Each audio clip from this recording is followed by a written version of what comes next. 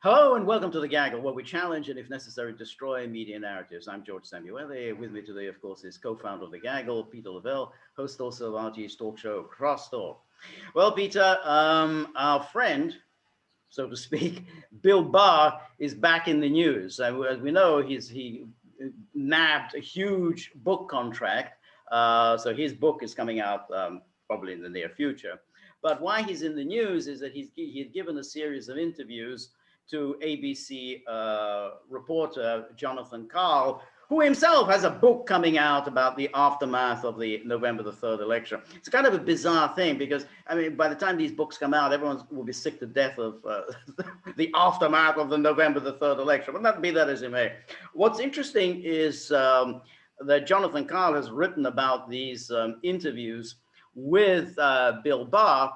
And Bill Barr, if we remember, was basically the one who plunged the dagger into Trump's back on December the 1st when he gave an interview to a reporter from the Associated Press.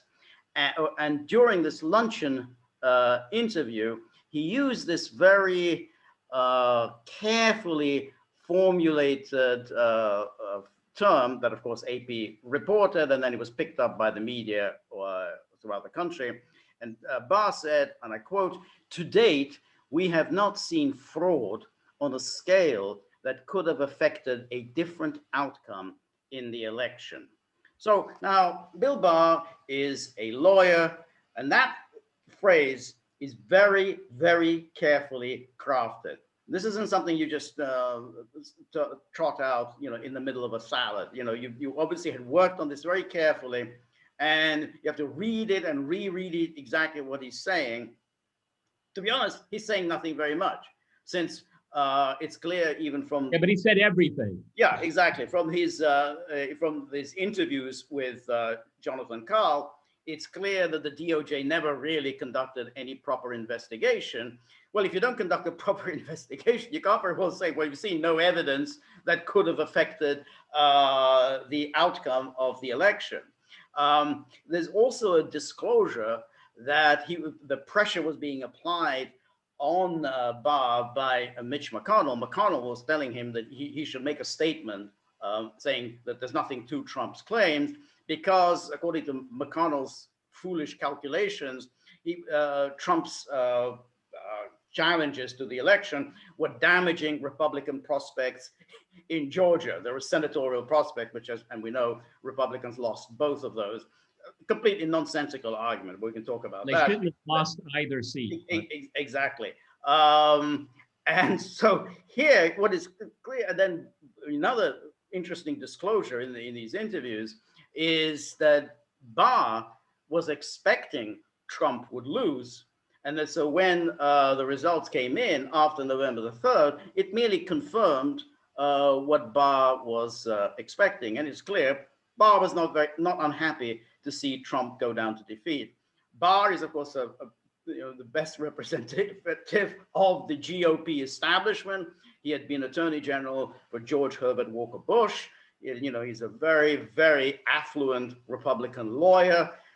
And I believe he came into the Trump administration with the intent on the part of the Republican establishment to get Trump out, and that we would never see him again. And I think his performance in the immediate aftermath of the election, and of course everything before that, such as his keeping silent about the Hunter Biden laptop, he's not revealing anything about what he knew about Hunter Biden during the impeachment proceedings. All of that was in a piece of what he was doing to get rid of Trump. Peter, what did you think? Well, I mean, obviously his loyalties first were to the Republican establishment, which was rejected in 2016, if I'm not wrong. Okay. And they're trying to claw back, which will create inevitable defeat. Inevitable, mark my words, okay? If they want to go down this path, they will never get the White House ever again. Ever again. All right? I mean, you can wait, governorship, mayors, yeah, fine. But national politics, anyway, my biggest problem, okay, obviously he had his prejudices. He reveals them here. but I mean, what's most important, his prejudices or the state of the country? Now, this is where I very strongly differ with Barr. I actually liked his when he dealt with Russiagate. I thought he was very good at that, I stand with that. But that's more of a criticism of the FBI and not support of Donald Trump. Okay, Right.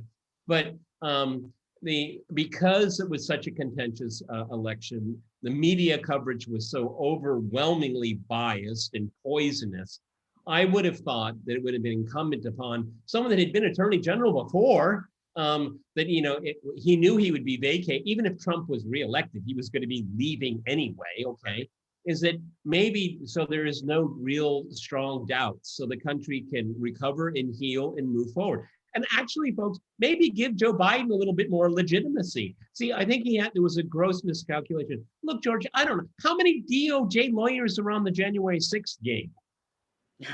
Quite so. Okay, exactly. I mean, and maybe if we had just as many resources going after all of these allegations, January 6th might have never happened. Well, that's it. I don't know. That's it. And that's Monday morning quarterbacking.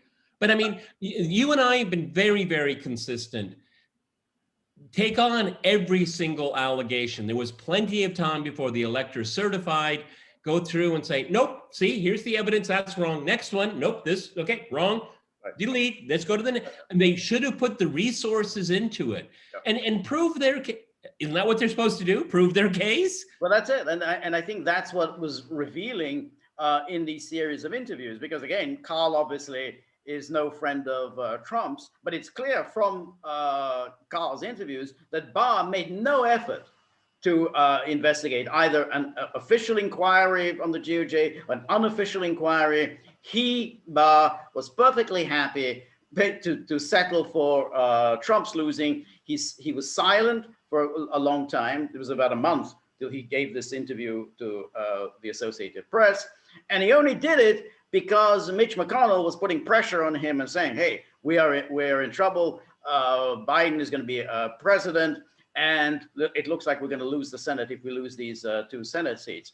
And Barr bought into it rather than saying, hey, the reason why that Republicans are in trouble in Georgia, well, it may be obviously because there is fraud going on in Georgia, but also because they don't like McConnell. They don't like the fact that McConnell was going against the sending out the checks to people. So that's why the Republicans were unpopular. And ultimately, look, it is a fact that voters come out to vote for Trump. And the voters who come out to vote for Trump will not come out if Trump is not on the ballot. That's why the Republicans lost badly in 2018 and did well in 2016 and in 2020 when Trump was on the ballot. There was an unforced error when it comes to Georgia. While contesting the general election, insinuating that you shouldn't go to the polls. That was stupid. Okay, that was really. That, but that, yeah. This was how it was interpreted. Right, but I think that's unfair. Trump did go to campaign in Georgia. He did, and he did. But it was the GOP. Many in the GOP were saying, "What's the point? They rigged the election for the presidential." And in my opinion was, these are apples and oranges. Okay, and look, you and I talked about it at length. I mean, the future of the country was at stake, and now we have deadlock. I mean, and usually have deadlock. Now it's even worse. Well, and I really want to go back to a point that I think is really important. Is that remember the NASDAQ driver in the garage with the rope? How many FBI agents went down there? 15. Okay, Jesse Smolensk. What kind of resources did they look into that case? Yeah. I mean, where is the proportion here? That's right. Well, that's a very good point, and then it brings up another point apropos of Barr, which is the Durham report. Now, Durham has been working on this investigation into the origins of Crossfire Hurricane. You think he really exists? Yes. Yeah, I don't think so. If you look on the internet, you only ever see one photograph. One. Yeah, that's it. It's that same photograph. No matter how many times you put it, it's always that same picture. Kind of looks like Dostoevsky, doesn't he? A little bit. A little bit. The beard should be a little bit longer, but yeah, that's it. So that's the one. So there he is, Durham. 2 years have gone by, and we know. I mean, we know the outcome. The outcome will be 0. Nothing whatever is going to come out of Durham. And the fact is that Barr didn't do anything. Barr could have easily applied pressure on him and say, hey, wrap it up. You've already been on this for 18 months. Wrap it up. He didn't do it. And so, there is, Durham, still conducting his investigation. And we already know so much of the wrongdoing that took place during Crossfire Hurricane. We know all about the Carter Page warrants. We know all about Strzok and Page and McCabe and all of their antics. And still, Durham is unable to come up with a report. So, I mean, he can't even correlate the He can't even collate the emails for us. I mean, maybe like an addendum or something. I mean, this show you earned your wage if you actually really exist. Right. I'm saying this in all honesty. I mean, does such a guy exist still? Is he out there?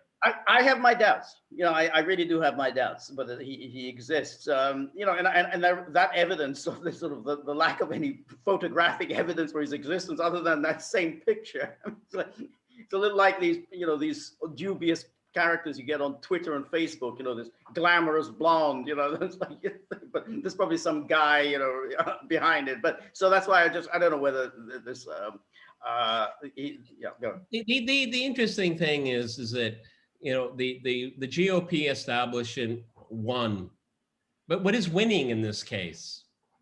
It's a Pyrrhic victory, the way I see it, because they keep, we see it in Fox News, we see it with all these big Republicans. It's like dial back to 2016, dial back to Ronald Reagan, and it just. They still, and these are the same people in the GOP that do not recognize what happened in 2016. No, that's it. And Barr is a part of that. As was Mueller himself. I mean, these are all, country club Republicans, the country club Republicans who were around George Herbert Walker Bush. That's the Republicanism that they knew. And that was the Republicans that was even rejected in '92. I mean, it's no accident that he was rejected overwhelmingly. That big election '92 was the Pat Buchanan Ross Perot election. So you already had that populist fury that was directed against the Republican Party establishment. And back he comes. And again, well, that's fine. Trump will go, and then everything will be back to normal. We'll get Jeb Bush or some, Jeb Bush light in there, and then thank God the scourge of Trump will be gone. That's, I think, the mentality of Durham. He really didn't do anything to help his boss. I mean, even during impeachment, you'd have thought he'd do something. He could have gone, quietly to Congress and said, "Look, I actually know a lot about the antics of the Biden family, and there really was a legitimate basis for investigation of what Hunter Biden was doing in Ukraine." He didn't do that. No one knew anything about this laptop. Yeah. The thought that I would like everyone to take away from this video is that if Barr had done his job, we probably wouldn't have had a January 6th riot. I think so. I strongly believe that. So. I think that. And his lack of action damaged the country, and January 6th will forever be used as a cudgel for political purposes. Okay, and that was an unforced error again. And I want everyone to know is that George and I have no shortage of venom for the Republican Party. So don't misunderstand us. We're an equal, what is it? Equal opportunity insulter of both major parties. That's right. So here he is. He got his knife in on December the 1st with that AP interview. Knew exactly what he was doing. He knew that how damaging this would be to Trump. Again, he's a very smart guy. You give an interview to the Associated Press, exactly what's going to happen. Now he's talking to Jonathan Karl saying, "Oh, Trump's claims are bullshit," even though he has no basis for saying that. And then he's got his own book out. Made a nice bundle of he made on that as well. It's unacceptable. If it's bullshit, why is it bullshit? Right. Please, You can't do that. Exactly. He's a lawyer, for God's sake. You can't do that. It's bullshit because. Exactly. Yeah. So that's that's your GOP establishment. It kind of reminds you what it is that people voted against in 2016 when they look at Bill Barr, Yeah. what he represents. All right, everyone, we're on. Can we be found, Peter? Okay, we're on Locals, and so to find us on Locals, you type in thegaggle.locals.com. We're growing a community there. We've started a series of one-on-one interviews via Zoom with some gagglers, which is really a lot of fun, very, very interesting. We get to ask you questions, which is kind of nice. And we do have a tip jar, so anything that you can do to help us out, to keep us going. You know that YouTube and other platforms are not friendly to people like George and I, so a little bit of help doesn't hurt. It goes a long way, and we're very grateful for all the help that you're able to provide. We're also on Rumble. Look us up there. And remember, if you like the gaggle, please like, share, and subscribe. See you soon. Bye.